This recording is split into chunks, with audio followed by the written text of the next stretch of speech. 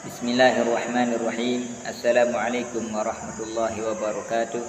Alhamdulillah wassalatu wassalamu ala Rasulillah wa ala alihi wa sahbihi wa man walah. Wala haula wala quwata illa billah. Allahumma aslih ummata Muhammadin sallallahu alaihi wasallam wa farij an ummati Muhammadin sallallahu alaihi wasallam. Arham ummata Muhammadin sallallahu alaihi wasallam. Mansur wa ahfazu ayyid nahdatal watan fil alamin bihaqqi Muhammadin sallallahu alaihi wasallam. Subhanaka la ilma lana illa ma 'allamtana innaka antal alimul hakim. Wala haula wala quwata illa billahil aliyil azim. Amma ba'du. Saudara-saudaraku kaum muslimin muslimat rahimakumullah. Pada kesempatan yang sangat berharga, yang sangat mulia ini, Al-Fakir akan menyampaikan, akan menjelaskan sedikit tentang keutamaan ataukah kelebihan menjaga solat dan bahayanya meninggalkan solat, bahayanya melalaikan solat, lebih-lebih meninggalkan solat. Ini kitab Irsyadul Ibad yang dikarang oleh Syekh Al-Imam Zainuddin Ibnu Abdul Aziz Al-Malibari, murid langsung daripada Imam Ibnu Hajar Al-Haytami. Di sini beliau menjelaskan tentang atau menukil beberapa hadis tentang kelebihan-kelebihan solat dan bahayanya meninggalkan solat. Namun Al-Fakir akan membaca sebagian saja. Bismillahirrahmanirrahim. Qala rahimahullahu ta'ala wa nafa'ana wal muslimin fid dharaini amin ya rabbal alamin. Wa fi kitabiz zawajiri li syekhina khatimatil muhaqqiqin Ahmad bin Hajar Al-Haytami radhiyallahu ta'ala. Di dalam kitab Az-Zawajir di syekhina khatimatil muhaqqiqin yang dikarang oleh guru kita, yakni Ahmad bin Hajar Al-Haytami, yaitu Imam Ibnu Hajar Al-Haytami radhiyallahu ta'ala anhu. Qala ba'duhum, berkata sebagian para ulama, warada fi hadisi man hafaza ala salati akramahullahu bi khamsi khisalin. Telah warid penjelasan di dalam hadis mengatakan man hafaza ala salati akramahullahu bi khamsi khisalin. Barang siapa yang memelihara menjaga salat, akramahullahu bi khamsi khisalin, maka Allah Subhanahu wa taala akan memuliakan orang tersebut dengan 5 perkara. Yurfa'u anhu dhiqul 'aishi. Yang pertama adalah akan dicabut dari orang tersebut dhiqul 'aishi, kesempitan dalam hidupnya. Allah Subhanahu wa taala akan mengangkat kesulitan hidup, akan mengangkat kesempitan hidup, kesulitan rezeki daripada orang-orang yang senantiasa menjaga memelihara salat. Masya Allah, sehingga orang-orang yang salat itu meskipun mereka tidak ada pekerjaan, kelihatannya tidak ada pekerjaan, mereka miskin, tapi hati mereka dikasih tenang oleh Allah Subhanahu wa taala. Kemudian kesempitan hidup, kesulitan hidup senantiasa Allah Subhanahu wa taala beri. Ada saja jalan rezekinya. Jadi yang pertama adalah yurfa'u anhu dhiqul 'aishi, akan diangkat dari orang tersebut kesempitan hidupnya. Kemudian yang kedua wa azabul qabri, akan diangkat azab kubur. Jadi orang-orang yang senantiasa menjaga salat, memelihara salat, itu azab kuburnya akan dicabut, akan diangkat oleh Allah Subhanahu wa taala. Kemudian yang ketiga wa yu'tihillahu kitabahu biyaminih. Dan yang ketiga adalah Allah Subhanahu wa taala akan memberikan catatan amalnya biyaminih, dengan tangan kanannya. Dan inilah tanda-tanda orang selamat besok di hari kiamat itu, di yaumul akhirah nanti, adalah ketika seorang hamba diberi catatan amalnya, lalu kemudian dia menerima amalnya dengan tangan kanan. Tetapi di antara tanda seseorang itu akan sengsara, akan celaka adalah apabila seseorang tersebut menerima amal ibadahnya, catatan amalnya lewat tangan kirinya ataukah lewat belakang. Na'udzubillahi min dzalik. Dan orang yang menjaga solat, memelihara solat itu, salah satu kemuliaan yang Allah Subhanahu wa taala akan berikan adalah Allah akan memberikan catatan amalnya biyamini, melalui tangan kanannya, melewati tangan kanannya. Kemudian yang berikutnya adalah wa yamurru ala siratikal barqi, dan dia akan lewat, akan berjalan di atas jambatan yang di dalam riwayat jambatan ini tipisnya, kecilnya rambut dibelah 7. Rambut dibelah 7. Masya Allah. Yang secara akal sehat manusia, secara logika, tidak mungkin ada orang yang bisa selamat melewati jambatan tersebut. Tetapi Masya Allah, ya, orang selamat nanti di jambatan tersebut adalah tergantung daripada amal ibadahnya. Salah satu amal penyelamat seseorang bisa lewat di jambatan tersebut adalah memelihara solat, menjaga solat. Maka salah satu kemuliaan yang Allah Subhanahu wa taala akan berikan kepada orang yang memelihara solat adalah wa yamuru ala siratikal barqi. Dia akan lewat di atas jambatan tersebut seperti kilat.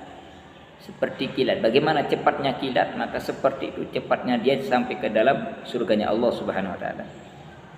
Kemudian yang kelima adalah wa yadkhulul jannata bighairi hisab. Masya Allah. Yang kelima adalah dia akan masuk ke dalam surga tanpa ada hisab, tanpa dipersulit, langsung cash masuk ke dalam surganya Allah Subhanahu wa taala.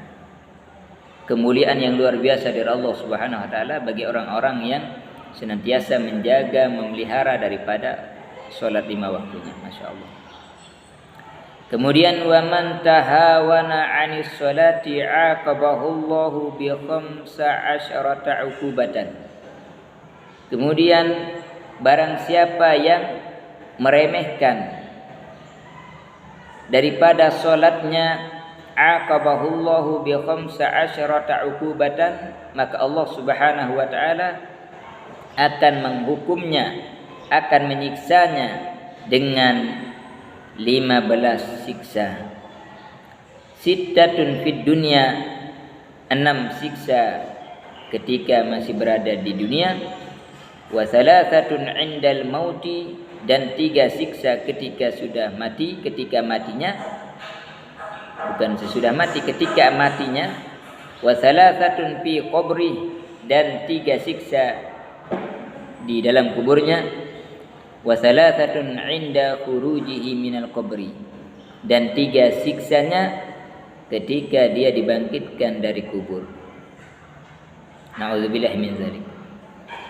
Fa ammal lawati fid dunya, adapun siksa yang akan didapatkan di dunia adalah fal ula, yang pertama, yunza'ul barakatu min umrihi. Orang yang senantiasa meremehkan salat, melalaikan solat, mengenteng-entengkan solat, itu yang pertama yang akan didapatkan di dunia adalah yunza'ul barakatu min umri, akan dicabut keberkahan dari umurnya. Umurnya panjang, umurnya ya lumayan panjang, dia kaya dan lain sebagainya, tapi tidak ada keberkahan di dalam umurnya. Allah Subhanahu wa taala cabut keberkahan di dalam umurnya. Punya uang 100.000, 200.000 sampai jutaan, tapi uang tersebut cepat habis. Uang tersebut tak tahu kemana, tiba-tiba habis. Tak tahu dibelanjakan di hal-hal yang membuat Allah Subhanahu wa taala murka. Tidak ada keberkahan di dalam umurnya.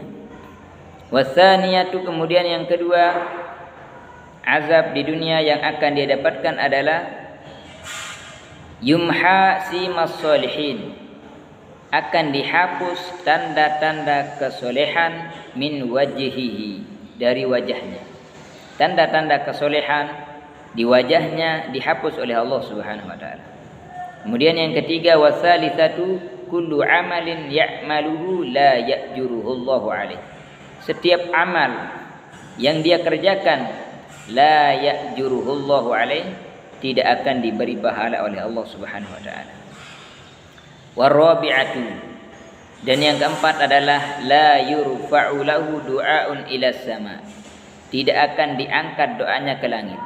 Artinya adalah segala doa-doa yang dia panjatkan, segala doa-doa yang dia mintakan kepada Allah Subhanahu wa taala, tidak ada yang diangkat ke langit. Maksudnya adalah tidak diterima alias ditolak, tidak dikabulkan oleh Allah Subhanahu wa taala. Kemudian wal khamisatu, dan yang kelima adalah laisa lahu hauzun fi du'a'is sholihin. Yang kelima adalah dia tidak mendapatkan bagian daripada doa-doa orang-orang soleh. Jadi dia tidak mendapat bagian, tidak masuk bagian ke dalam doa-doa orang soleh. Dan yang keenam adalah orang tersebut akan dibenci oleh banyak orang. Ciri-ciri orang-orang yang melalaikan sholat adalah apabila banyak orang membencinya. Banyak orang membencinya. Kemudian wa ammal lati tusibuhu indal maut. Kemudian siksa yang akan menimpanya ketika mati. Fal ula, yang pertama, annahu yamutu dzalilan. Sesungguhnya dia akan mati dalam keadaan terhina, hina. Na'udzubillahi min dzalik. Orang-orang yang melalaikan sholat, meremehkan sholat, mengenteng-entengkan sholat, itu ketika matinya nanti dia akan mati dalam keadaan zalilan, terhina, hina dina. Wasaniyatu, kemudian yang kedua, yamutu jai'an, dia akan mati dalam keadaan perutnya terasa lapar, lapar dengan selapar-laparnya. Wasalisatu, kemudian yang ketiga adalah yamutu atsyanan, dia akan mati dalam keadaan haus, haus yang tiada tara. Walau sukiya biharud dunya, bahkan dikatakan di dalam hadis ini, seandainya dituangkan air laut yang ada di dunia ini, ma rawiya min atsyihi, maka itu sedikit pun tidak akan bisa menghilangkan rasa dahaganya, rasa hausnya. Wa ammal lati tusibuhu fi qabri, dan adapun siksa yang akan menimpa dia di ketika dia berada di dalam kuburnya, fal ula, maka yang pertama adalah yadhiqu alaihi al-qabru hatta takhtalifa adla'uhu.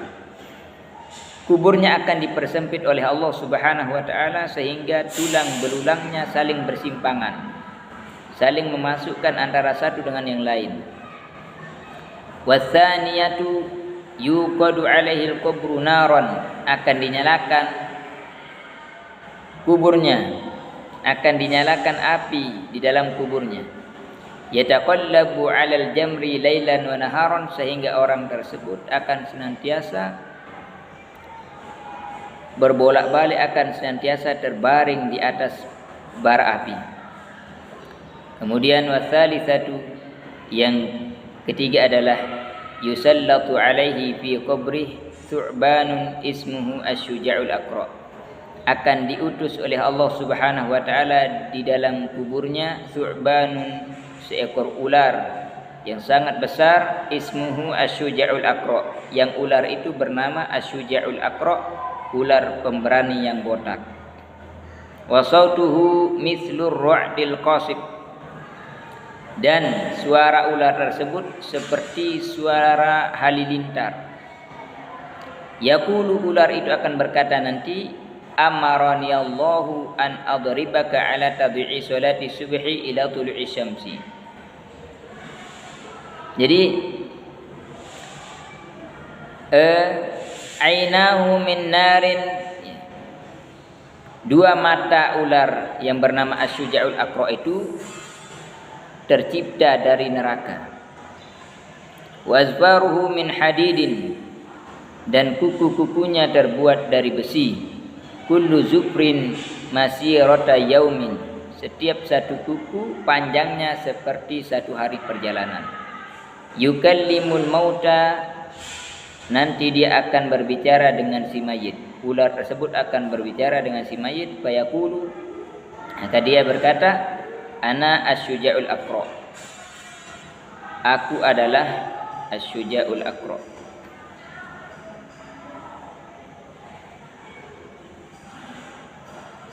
Wa sautuhu mislu ra'di, dan suaranya ketika berbicara, suaranya seperti halilintar yang menyambar. Yaqulu amarani Allahu an adribaka ala tadhi'i salati subhi ila tulu'i syamsi. Aku diperintahkan oleh Allah Subhanahu wa taala untuk memukulmu sebab engkau telah menyia-nyiakan salat subuh sampai terbit matahari. Wa adribaka ala tadhi'i salati zuhri ila al-'asri, dan aku memukulmu sebab engkau telah menyia-nyiakan salat zuhur sampai asar. Wa adribaka ala tadhi'i salatil 'asri ila al-maghrib, dan aku memukulmu sebab engkau telah menyia-nyiakan salat maghrib, salat asar, melakukan salat asar hingga datangnya waktu maghrib. Wa adribaka ala tadhi'i salatil maghrib ila al-isya, dan aku memukulmu sebab engkau menyia-nyiakan daripada salat maghrib sampai isya, artinya mengerjakan salat maghrib di waktu isya telah tiba. Wa adribaka ala tadhi'i salatil isya ila al-fajr, dan aku memukulmu sebab engkau menyia-nyiakan salat isya sampai terbit fajar. Fa kullama daraba darbatan yaghusu fil ardi 70 dhira'an. Tiap kali ular tersebut memukul hamba tersebut, maka hamba tersebut yagusu tenggelam fil ardi, di bumi 70 dhira'an, sebanyak 70 dhira', 70 hasta. Fala yazalu fil ardi mu'adzaban ila yaumil qiyamah, maka orang yang melalaikan solat tersebut, yang meremehkan solat tersebut, senantiasa diazab sampai datangnya hari kiamat. Na'udzubillahi min dzalik. Wa ammal lati tusibuhu indal khuruji minal qabri, dan adapun siksaan yang akan menimpa dia ketika bangkit dari kuburnya adalah fi mauqifil qiyamah, adalah wa ammal lati tusibuhu indal khuruji minal qabri fi mauqifil qiyamah fasyiddatul hisab. Yang pertama adalah hisabnya akan dipersulit oleh Allah Subhanahu wa taala. Hisabnya akan diberatkan, akan dipersulit sesulit-sulitnya. Kemudian yang kedua, wasakhatur rabbi, dia akan mendapatkan kemurkaan Allah Subhanahu wa taala. Kemudian yang terakhir adalah wadukhulun nar, akan masuk ke dalam nerakanya Allah Subhanahu wa taala. Na'udzubillahi min dzalik. Jadi saudara-saudaraku kaum muslimin muslimat yang dirahmati Allah Subhanahu wa taala, itulah siksaan-siksaan yang akan didapatkan oleh orang-orang yang senantiasa meremehkan solat, mengenteng-entengkan solat. Oleh karena itu, mari kita berusaha untuk solat ini kita pelihara, solat ini kita jaga, solat ini kita jadikan sebagai kepentingan dan kesibukan kita yang lebih utama daripada yang lain. Karena penentu amal ibadah seorang hamba akan baik bagusnya di sisi Allah SWT adalah solat. Ya, cukup sekian, hanya ini yang dapat saya sampaikan. Mudah-mudahan ada manfaatnya. Mudah-mudahan Allah Subhanahu wa taala memberikan kita taufik, kekuatan untuk bisa senantiasa dalam keadaan bisa menjaga solat, memelihara solat, dan terhindar daripada sifat-sifat meremehkan, mengentengkan solat. Sekian, subhanakallahumma wa bihamdika asyhadu an la ilaha illa anta wa astaghfiruka wa atubu ilaik. Subhana rabbika rabbil izzati amma yasifun, salamun alal mursalin, walhamdulillahi rabbil alamin, wallahu al-muwaffiq wal hadi ila sabilir rasyad. Assalamualaikum warahmatullahi wabarakatuh.